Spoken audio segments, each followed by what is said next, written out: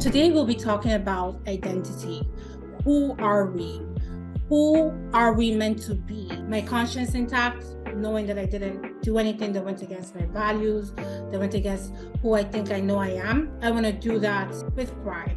Because I say I'm a lover of life, I want to make sure that I'm making the most of it. I'm not wasting it. I'm not because we don't know what happens tomorrow, right? So what I think gives me fulfillment, then that's the cause for me to step back and just start to reevaluate. Welcome to this episode of Embrace Your Uniqueness podcast. Thank you so much for tuning in. Today we'll be talking about identity. Who are we? Who are we meant to be? How do you stick to who you are and your authenticity in a world that continuously tells you to be someone else? Now, I'm not an expert in the topic, but I will share my views and my experiences on how I've been navigating this. And here with me, I have Yewande. Thank you very much for being here. We'll be joining and we'll be having this conversation. For those that don't know you, would you like to introduce yourself? Sure, yes. My name is Yewande Marcus. Yewande, if you're Nigerian. If you're not Nigerian, I just call myself Yewande. I actually went to high school with Sherilyn back in Nigeria many years ago. Who am I? I am a technology professional. I also am a baker. I'm a lover of life, lover of people. I enjoy being outdoors, enjoy traveling, just enjoy living life. I believe that life is meant to be lived to the fullest, and that's the mantra I live by. For work, like I said, I'm a technology professional where I work as a program manager. When I'm not doing that, I spend time with friends, like organizing events. I'm always planning something, so that's inherently who I am. So always planning something, always looking for an opportunity to have a good time, and then I love to like do things like this where I get to impact and share my knowledge with other people. So that's something that also gives me joy as well. So I think that's a good recap of who I am. I think this is a really good recap. And actually, yes, we are very excited to share your knowledge with you, hear from you, and learn as well today. Something that I always think of and I like to always start with whenever I'm thinking about like identity and who we are is, you know how you have who you know you are, and sometimes you have people's perceptions. If one was to ask me who I was, I always like to describe myself as a student of life, someone who is going through this journey and is learning and is growing, someone who really wants to just do what I'm here to do. I want to be able to achieve whatever purpose there is at a certain time for me. I don't want to miss the mark. I'm someone who holds her faith very dear. And so in everything that I do, I always consult that. I always refer to that. I'm someone who is not perfect, but I do like to learn and grow. So it's like if I analyze and check and see how I can improve from something, I would definitely always try to apply it and become better. I am someone who believes in the biggest law of Christianity, which is love and be loved. And so I like to show love to people, be it someone that I know, someone that I don't know. And I'm really, what you see is what you got. I don't know how to be fake. I don't know how to not be myself at any point in time. And that's my way of describing myself. Honestly, that's who I am. But the most important thing is I don't want to miss the mark. I want to do what I'm here to do. And I want to do that, my conscience intact, knowing that I didn't do anything that went against my values, that went against who I think I know I am. I want to do that with pride because knowing I really tried my best at the end of the day. If I were to ask you, who are you? How would you describe yourself? What would that be for you? Let's see. I describe myself in a lot of ways. I'd say at the core of it is I am a lover of life. That means like I mentioned in my intro, I believe that life is to be lived to the fullest. I believe that you make the best of where you are today. So my mantra is always, how do I make sure that I'm utilizing my time well? And that drives how I make my decisions, how I spend my time. So because I say I'm a lover of life, I want to make sure that I'm making the most of it. I'm not wasting it. I'm not because we don't know what happens tomorrow, right? So I'm doing what I would say gives me fulfillment at any point in time. And when I'm not living in harmony with like my values and what I think gives me fulfillment, then that's a cause for me to step back and just start to reevaluate. I'm a lover of people as well. So I derive energy from being around people. So you would always find me in spaces where like there are people. I just like that. So I like I make time for like friends, people that are important to me. So I've at some point taken stock of, okay, who are the people in my life that are important? Who are the people that I want to like, continue to build relationships with? And then being very intentional about making sure that those relationships are growing. And then outside of that, just finding spaces where I feel comfortable in and spaces that help me thrive. And those are spaces that usually have some element of people and community in them. And I make sure that within my community, I'm like contributing to the community, like so feeding people that are around me, and then also making sure that the people that I surround myself with are also people that pour into me. So it's like a mutually beneficial relationship. And that's one of the things that drives me as well. Outside of that, I talked about like some of my interests. So things that interest me are like I like to read. So it's something it's a habit I would say I picked up from when I was a child, and I'm struggling to maintain it in adulthood, but I love to learn. So these days my modes of learning are not restricted to books, but I'm trying to get back to reading. But also I think from a perspective of like, if I'm consuming something, what am I gaining from it? So if it's not entertainment value, then what else am I learning from it?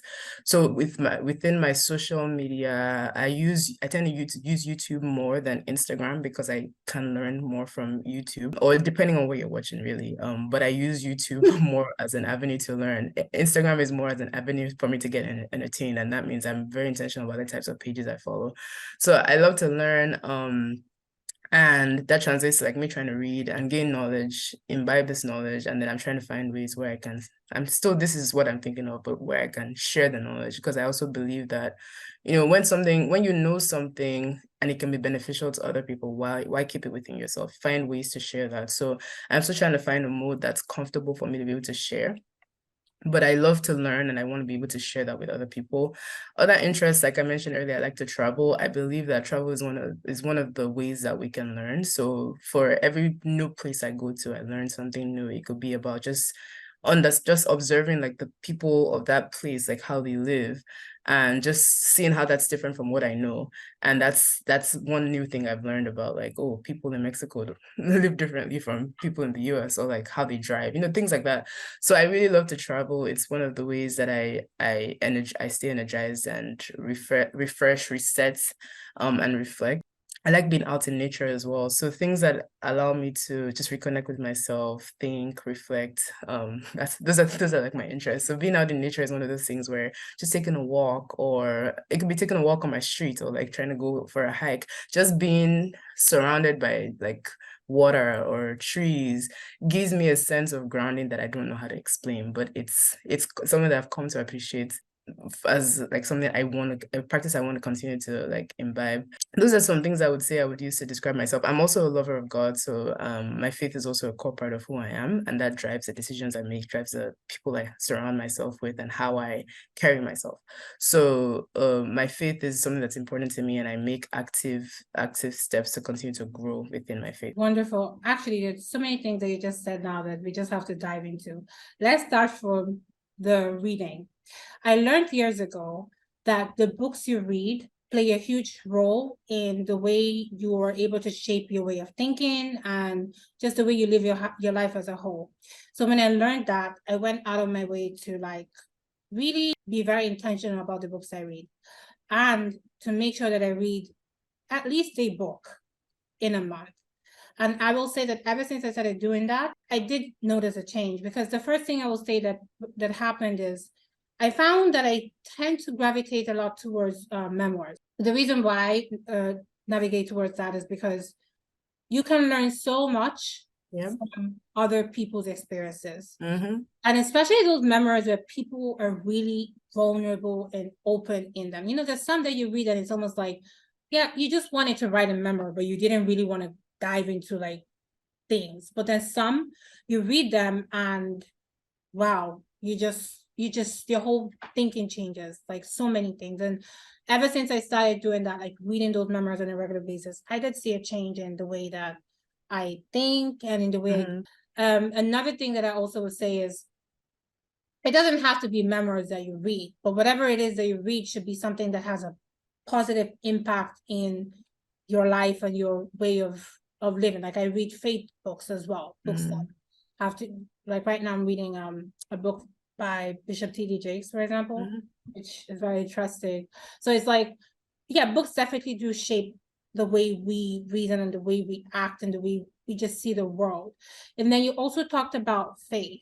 Now, I can dive into that because faith has been it has played a central role in who I am today. It didn't always start that way because I think when I was younger, I didn't understand faith as something so personal.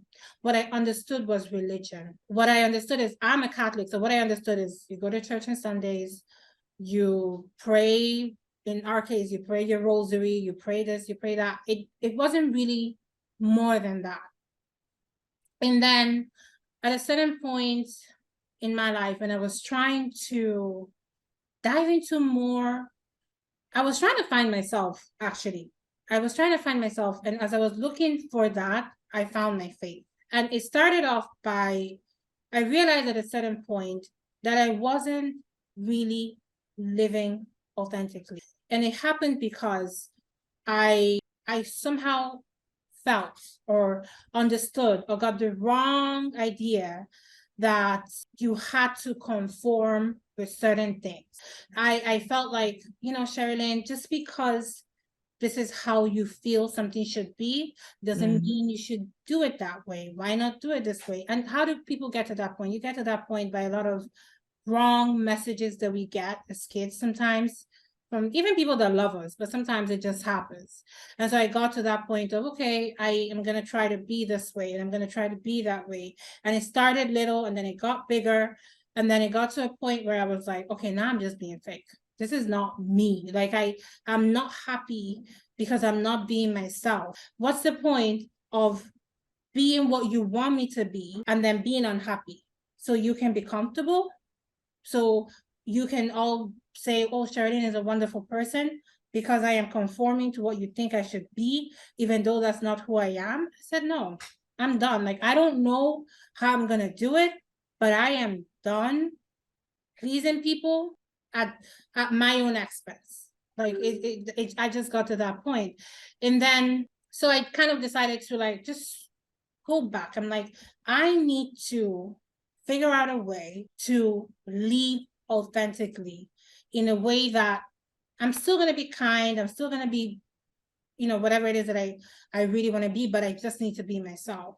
And so when I was doing that, that was when I started diving into like my faith because it's part of who I am. The only thing is when I dove into it with a mentality of I want to understand it better, that was when I was able to see it as, hold on a minute, this is actually personal. This has to do with my relationship with my creator, between me and him. Religion is one thing, faith is another. So I'm still a Christian, a Catholic, I'm still very much that, but my relationship with God now is personal. And in the process of finding that, I found who I was in Christ. When I found who I was in Christ, I realized who I am and who I'm meant to be. So this is where I'm heading to. This is the process. This is who I am. And why I say who I'm meant to be is because you should never pray to be static. If you have not learned anything from last year that has somehow influenced certain things that you do, that's not a good thing. Every experience has its lessons. Part of being able to live in your true purpose is being able to gain those lessons from the things that happen to you. Because everything that happens to you happens for a reason.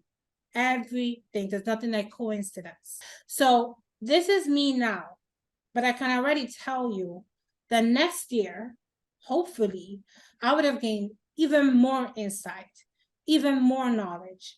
And I probably will have more things to say about a lot of things. And that's how it should be. So, my journey to discovering myself is a lifelong journey. It doesn't stop. You never get to a point where it's like, okay, this is it. I've discovered it and that's it. But that's part of the discovery, knowing that it doesn't really stop. So, I mean, I want to hear your own view in that and just your own experiences on regards to your faith connected to who you are, and just also how books have also like really helped you along the way and reading. Yeah, I'd say that depending on where you grow up, if you grow up in like a household or in a society where faith is a core part of that, then it's very likely that that would be instituted in like your upbringing. Versus if you grow up in a family that's not so focused on faith, then maybe as an adult, then you come to learn about it. But for me, I'd say like I grew up in a faith-based household. I mean, my parents were both Christians, so it's easy to talk about God. But my parents both went to different denominations. My mom Pentecostal church, my dad is Catholic. So that also exposed me to different elements of faith. But then also like I had relatives who were Muslims. Where my mom comes from, like the people who are, let's say, traditional worshipers, like traditionalists. So I from a very early age, I was exposed to like all different forms of religion, and but because Christianity was a dominant part of myself, that's just what I knew, because I would go to church every Sunday, and then we also went to a Christian school.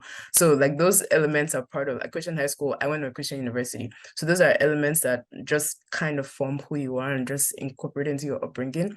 But I think it was at some point, like I want to say I was like 20 or 21 after I graduated from college, and went off to do my NYC in Nigeria. For people who are not from Nigeria, NYC is like a mandatory 1 year where you go serve in a different city, ideally from where you're from or where you grew up in after you graduate from college. So I went to go do my NYC in a place in Ilorin, and that was like my first time. I mean, college I was away from home, but that was my first time, I would say, really, really being away from home for an extended period of time, because my school that I went to in Nigeria was close to, it was like an hour and a half away from Lagos, which is where I grew up. So every 3 to 4 months, or every time we had a break, I would go home to Lagos. But then when I was in Ilorin is like 4 hours away. It's not 4 hours that you can drive. You can drive it in one day, but the roads are not the best. So I didn't get to go home. I probably went home like twice in the entire 1 year that I was there.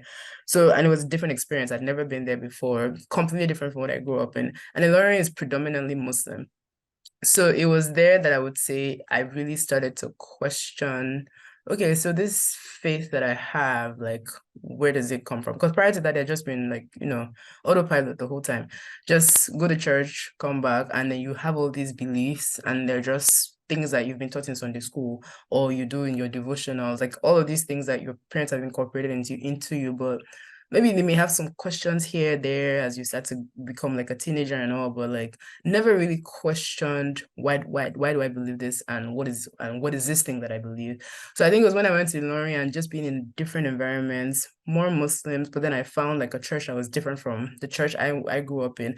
And I had this notion of Christianity being boring because it just felt like a very rule-based religion. Like you must do this, you must not do that.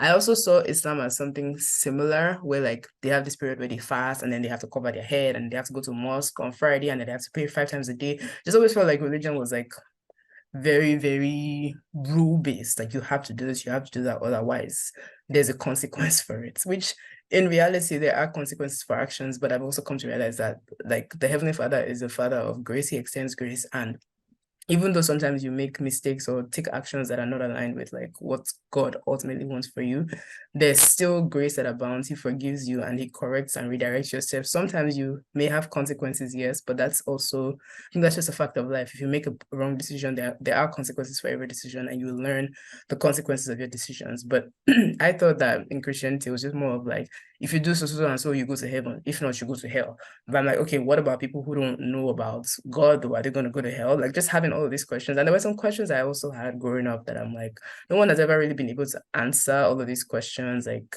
why do good people die? Like, why are there wars? Like, why are children just like innocent children who didn't beg to be born, and then they're afflicted with some terminal illness? Like, why? It just doesn't make any sense. But yeah, back to like my story. So it was when I went to learn that I was now in a new kind of church, different from where I had gone before. And then I'm seeing young people like me. I thought all young people like me were like, but it's like their parents were forcing them to go to church. And then I'm seeing young people who are like actually like want to know God and on fire for God. And I think that just sparked up curiosity in me, like, oh, this is interesting. This feels different from the church that I grew up in. It feels different from what I know. It feels more interesting. And then I started to find myself going to church on my own, like more willingly, because I was just curious. I would hear my pastor in Illinois then talk about things like, speaking in tongues, Holy Spirit. These are things I heard growing up, but I never took any note of it because it just felt like I had to do those things. I had to go to church and all that, but like, this is not really for me. But then I think being away just kind of sparked that curiosity. And I remember going to talk to him, like, how do I speak in tongues? I want to know how to speak in tongues. Like, it just felt different for me versus like seeing the adults that I saw growing up do it.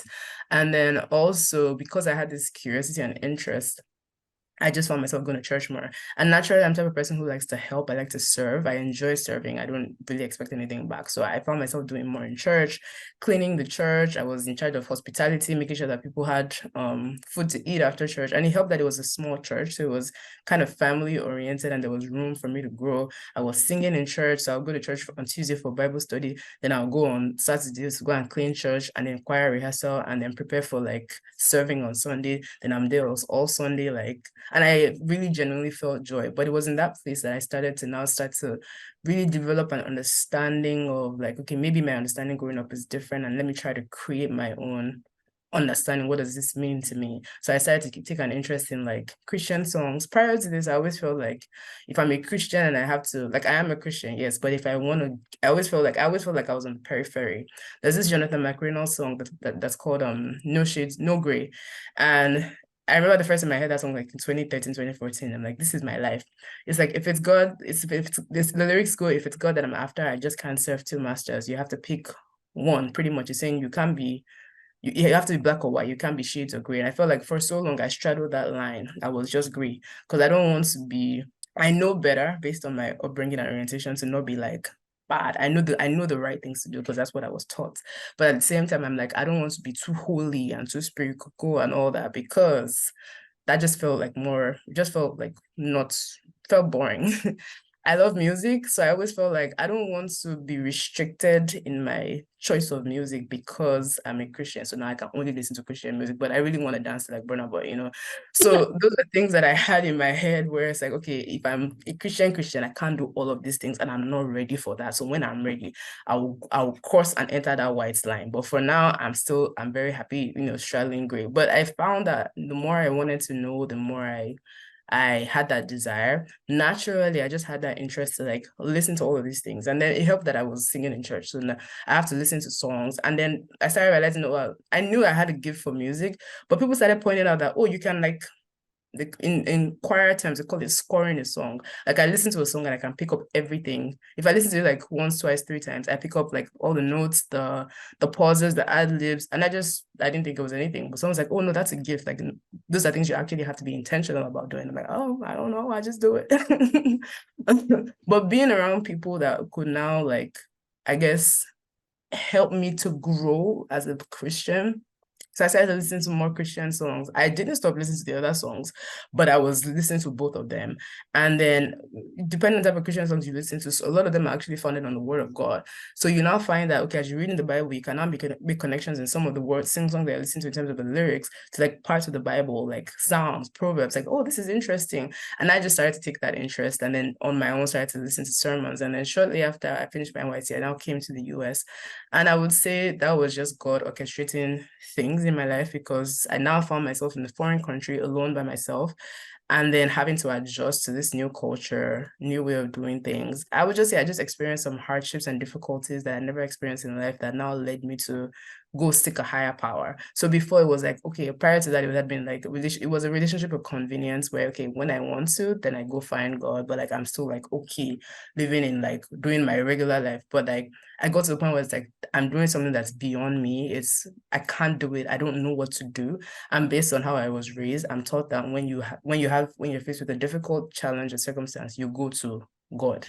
So then I'm like, okay, I don't know what this is. I'm gonna go to God. And then, but there was also always something in me to that. I don't want to feel like a hypocrite where I am trying to ask for something, but my lifestyle is not in alignment with what I know that power wants. So I can't just go and say, okay, God, I want you to do this for me. But like, I know what is right and from wrong. And I know that I'm living a life of sin, as Christians will call it. But life of sin is just, I'm not living in alignment with what God wants me to be doing. Or I'm actually actively doing things that the Bible says do not do. So that started to convict me where it's like, okay, before I can go to this God to say, I want this and I want that, I want you to help me, I have to also make sure that my life is right. I'm right before God and I'm starting to do all of these things that God wants me to do. So it was just a natural transition in terms of how I started to act. And naturally, I just started to like, okay, I want you to help me with this. I don't even care about all of these things anymore. Just help me. And that now led me to a place of now starting to seek God for myself, develop my own relationship. And remember, like now I'm alone. I don't have my mom. I don't have anybody. So it's now up to me to find a church where I can connect and then see what I like about that church. And then you go to church regularly because that's what's ingrained in me from growing up. So now I have to go to church every Sunday, irrespective, because that's how I was raised. So, but as you go into church now, because as an adult, I'm now listening. When I was a child, it's like they're forcing me to go, but now I'm actually listening to what the pastor is saying. And then I think all of that just created this cascading effect of just a change in my heart. And naturally, I got to the point where it's like, okay, I still listen to the worldly secular songs, but now I'm more intentional. And then I started to have this desire to now listen to more Christian songs because you have a desire. God just inspires the desire in your heart of like wanting more of Him. I started to convict my heart. So now I want to be around people that think like me, so that way I can grow because I've identified that I want to grow in this path. So I want to be around people that think like me so that I can grow. I want to go to a Bible believing church. I want to listen to like more songs that help me to understand more about the nature of God. I want to read my Bible more. I want to do devotionals just so I understand more about this enigma that is God. So for a long time after like now starting this journey, it was more of like, okay, who is this God and what is this God about? And I think that has now led me to a journey of like conviction in my heart and to the point where I now have identified that, okay, beyond where I grew up, my upbringing gave me that foundation of Christianity, but beyond that, this is a decision I'm actively choosing to make in terms of making this God the Lord of my life. And what does that mean? How do I change the course of my life, or how do I change my day-to-day actions to make sure that it's in alignment with what this God wants? What are the pros and the cons? What am I losing by doing this? Am I okay with what I think I'm losing to what I stand to gain? Yes, I'm okay with that. Okay, then what does that mean? How do I live my life? Who do I have around me? What do I need to cut off? And how do I allow this God to now come in and be the Lord and master of my life, pretty much? So that's a decision I've actively been taking. But I had to go to that point where I'm like, okay, which one do I want to go? Do I want to, and even when things don't make sense, like there's still some things that don't make sense, but I recognize that this is a choice I'm actively following. If I don't follow Christianity based on what I believe, I have to have a higher power governing my life. So am I going to go be a Muslim? That's going to be a lot for me to learn. Do I want to go be a Buddhist? Okay, how many of the principles do I actually align with? I align with some, I believe, or some of the principles resonate with me, but not all of them. Do I want to go do Hinduism? No, I know nothing about it, and it's just so foreign. And then it doesn't really resonate with me. So when I factor everything and I'm like, I'm not one who's going to be an atheist because I do believe that there's a God and there's a higher power. Christianity is the one that I feel like, maybe because of how I was raised, resonates the most with me. So I'm going to make an active decision to make this a core part of my life. And then making all of those steps to make sure that I'm living a Christian life. And even within Christianity, there are different ideologies and different principles. So I've also had to sift through and see, okay, which ones resonate with me? I don't need to listen to everybody, but within Christianity, which ones resonate with me? Which ones do I see myself actively following? And then how do I make sure that I'm growing in that path? So that's going to be it's a roundabout way to answer the question. That's been my journey so far. That's beautiful. Everything you said about faith is so beautiful, and I relate to all of it because at the end of the day, faith is personal. So your story may be different from mine and may be different from someone else's own, but at the core of it, I think what will be the same is the fact that when you do get to that point where you find your faith, you will realize that it is a personal relationship between you and God. And it is very much related to who you are, because let's call it what it is. Whether or not you identify with a specific religion, the truth is someone created us and we're here for a reason. How on earth are you going to understand that if you do not connect with the person that sent you here? So, however, I always say I'm not one to judge. Yeah. Or it works for you, it's fine. But I definitely, one thing I do not in any kind of way relate to is the idea of no one created us, no one sent us here. There's no reason why we're here except to just be here. That part I'm like, okay, I don't know about that, because I don't agree with that.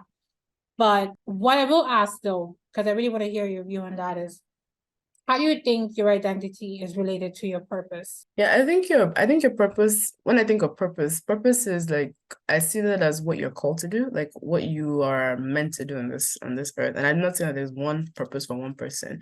I think based on like your gifts and your strengths and your callings, you feel drawn to like a particular mission or a particular set of people.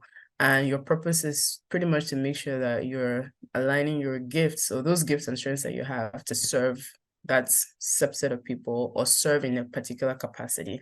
But for you to the way purpose is connected to identity, I would say, is before you can actively work in purpose and fulfill your purpose, you need to know who you are. So you need to know like who, like on the core, like what drives you, what energizes you, what are your strengths, what do you do well, what don't you do well, what are your gifts, what are things that just come naturally to you. And then you need to know who you're drawn to. What are the things that just maybe just stir up desire in your heart or make you sad, those are ways of knowing who you are. And then as you start to piece those things together, then you can now make a connection to what you're supposed to do. So I can use myself as an example now. One of the things I love to do is to write and to share my experiences with people. But I also I'm not drawn to all sorts of people. I came to the US as an international student, so I'm naturally drawn to people with similar experiences because I know the struggles, like how difficult it is. So anyone that has some kind of immigration, any immigrant pretty much, I don't care like your background, what country you come from, if I can connect with you on that level, I connect with you. So I'm drawn to that subset of people I'm making and striving to help make their lives easier just because of my own experience. So I'd say that's one purpose I have, is to make sure that I'm sharing my experience with other immigrants to make their lives easier. That's one. I also enjoy music. I like to sing. I've known from a very young age that I love to sing. I'm good at singing, but I also knew that I just somehow knew that I wasn't necessarily wanting to have like a music career. There's some people that know like they just want to be popular and they're destined for a life of fame. For me, that was never me. I don't like the spotlight. I don't like attention on me. I just like to be in the background and in the corner doing my own thing. And it gives me fulfillment. It helps people around me. That's enough for me. I don't want everyone to be looking at me and say, oh, this person is this. That's not me. So I knew that I wasn't necessarily drawn to a life of stardom. Like I knew that I wasn't trying to be like a music artist. Like I wasn't trying to be Beyonce, for instance. That was not my goal. That's not what I'm drawn to. But I am drawn to smaller crowds of people, and I want to be able to sing too. So when I think of like my purpose with respect to music, I'm still figuring that out. But I also know that now that I there's a faith element is a strong part of me. I've like over time, I've known that I am called to do more of like Christian type of music. And the more I sing in that capacity, the more I'm like, this is really what I want to do. I want to be able to sing and inspire and minister to people to connect with God. That's one thing I feel such joy from doing. I probably, because I love music, I feel as much joy anytime I'm singing. But when I'm in like a church singing or in a group of people in like a worship setting, what I feel within me is just more like, this is what you're meant to do. So it takes like stumbling through, like trying to find things, try this, try that. I've tried different things. Some things that worked out, some things that didn't work out. But when it comes to, there's some things that you just inherently know. Like I know that I like to sing, and I know that I don't like attention. But over time, as you figure it out, then like, okay, maybe I like this type of crowd, or I like that type of crowd. And then you start to then make a connection between who you are as your identity and what you're called to do. But I think a key point to fulfilling your purpose is really knowing who you are as a person. Beautiful. And I agree with everything you said. Who we Mhm. are is related to why we're here.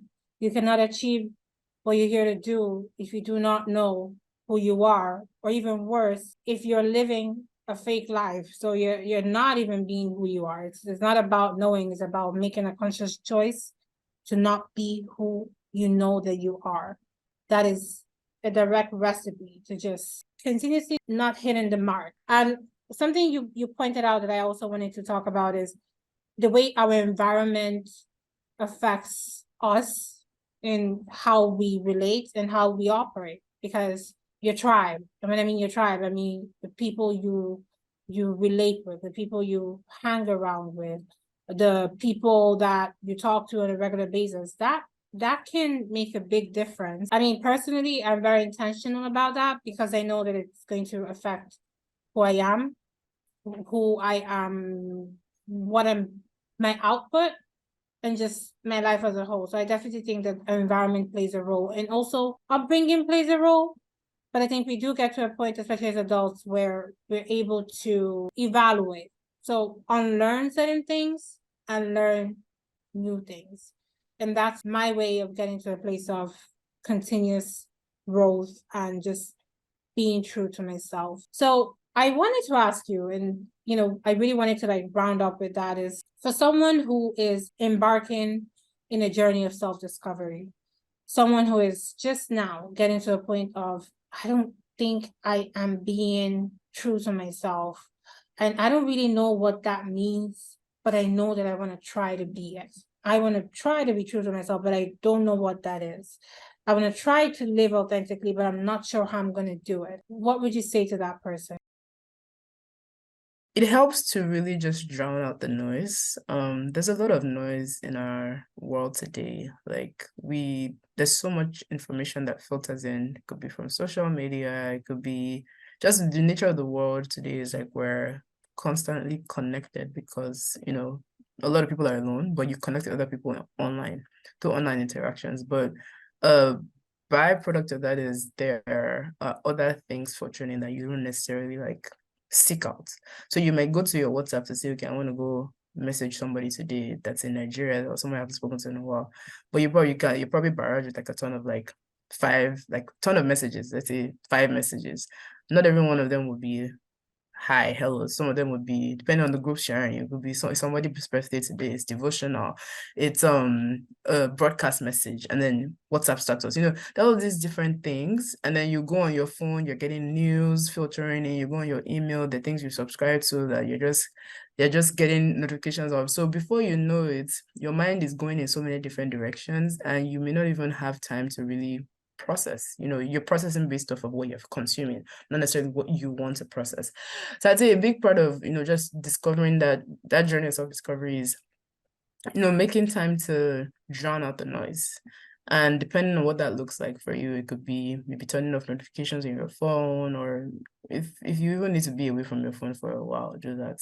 But in a way where like your mind is processing what you wanted to process. Like in that it's just you for that particular time. And then you are now able to go into a period of introspection, because for you to discover who you are, it's a combination of different things. It's based on your understanding of yourself, which comes from introspection, and then your interactions with others, where you're like, oh, as I'm doing this, I actually enjoy this. So you can't fully be isolated. For you to understand who you are, you have to strike that balance. But a big part of it is being by yourself, introspecting, asking yourself hard questions. Okay, who am I? What challenges me? What are my triggers? Understanding all those things. And then like, what do I want out of life? Why am I where I am today? If you're like I'm in the US, at some point I asked myself, why am I here? Like, what exactly do I want here? Would I be better off somewhere else? Okay, why do I want what I want? Asking yourself all those questions, then as you slowly ease yourself back into the world and interact with people, you can be like, okay, this interactions, like, how is this serving me? If you go to your job, okay, how did I end up doing this job? Do I enjoy it? What do I see myself doing in 5 years, 10 years? Those are futuristic questions, but it really helps you to put your goals and your ideas in perspective. And like, okay, why am I even doing this? Is it because of money? Okay, yeah, if it's because of money, there's nothing wrong with that. But like, are you going to be fulfilled doing this, or would you be fulfilled doing something else that would give you money? What's driving you? Is it the love of money? And there's nothing wrong with that if you want to have money and have a good life. Just know what's driving you.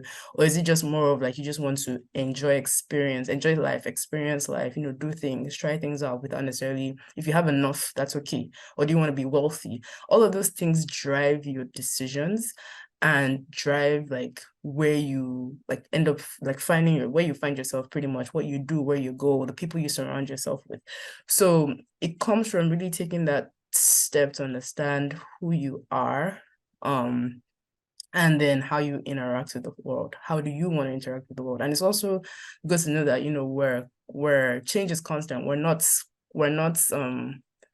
not fixed human beings. Like we grow, as we absorb new information, our perspectives change, our ideologies change.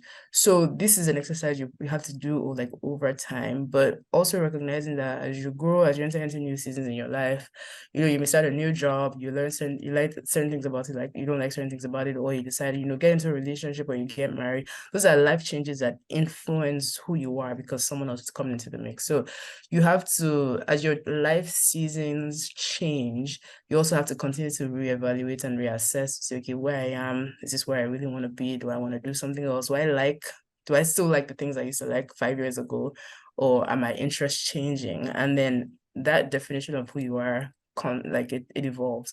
But I would say it really starts from taking the time to reflect. I'll just put a plug here. I wrote a post on this like 4 years ago, but anytime I read it, it's still relevant. It's called Finding You. And I can send it to you, Shirley. You can maybe add it in like the description or the notes for the podcast. But it's a very short blog post. I wrote it on Medium, but I think I got really good feedback from people that it was very helpful. And I wrote it because it was a journey I was on at that point in time in terms of understanding who I was. And I was just asking myself a lot of questions. And I have some questions in there that I think will be helpful for whoever is on this journey and is trying to explore that identity and self-discovery. It's an interesting journey. I love it. But we are constantly changing. Hope that helps. Beautifully said, Yewande. Thank you so much for being here. And I mean, you said so many beautiful things that even me myself, I'm listening to them and I'm like, okay, I'm gonna take note of that. I'm gonna add that to my my list of things that I do already just to keep up in this journey. And I appreciate you being here. So thank you very much. Thank you for having me. I really enjoyed this. See, when I do things like this, I'm like, I enjoy doing things like this. I should create an opportunity for me to do this more. But I like doing this. So thank you for having me.